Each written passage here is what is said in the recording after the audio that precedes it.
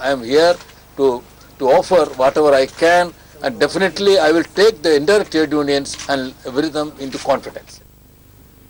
If India aims to achieve double-digit GDP growth, one sector that it would have to contribute is infrastructure. And one such project in the infra space is the much talked about Freight Dedicated Corridor project. And one of the beneficiaries would be wagon maker Titagarh Wagon. In an exclusive interview with Bloomberg UTV, the Vice Chairman and MD Umesh Chowdhury speaks about his expectations from the railway budget and on his recent acquisition.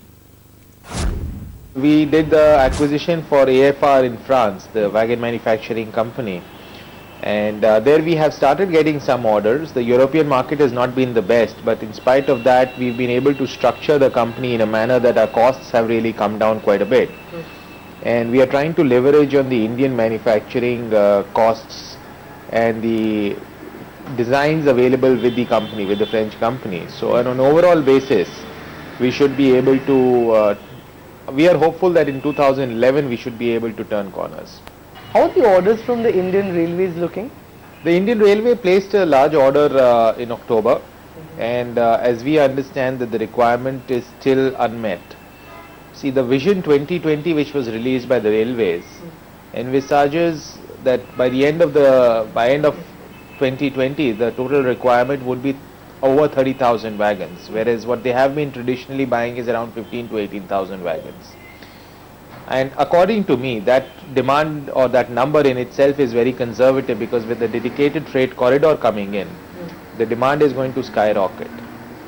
So I perceive that the demand of wagons should be quite healthy, and it would be much more than what is, should be much more than what is expected or envisaged in the Vision 2020. Lastly, your expectations from the railway budget. Well, I personally believe that this railway budget, again, as far as we are concerned, our expectations are very frugal, that the wagon requirement should be there. And I believe that the only way that the railways can grow is increasing their capital spend.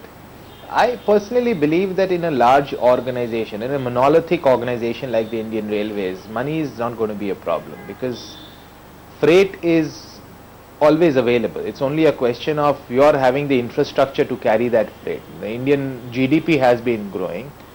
The market share of Indian Railways, which used to be 80% plus 4 decades ago, has come down to 32%. So there is that delta available to cover up.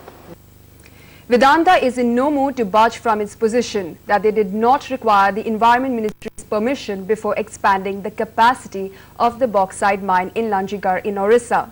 Yesterday, the company's officials told Bloomberg UTV that it will not agree to an out-of-court settlement with the ministry on the issue. Well, my colleague Deboshi Chaki has more on this. Deboshi?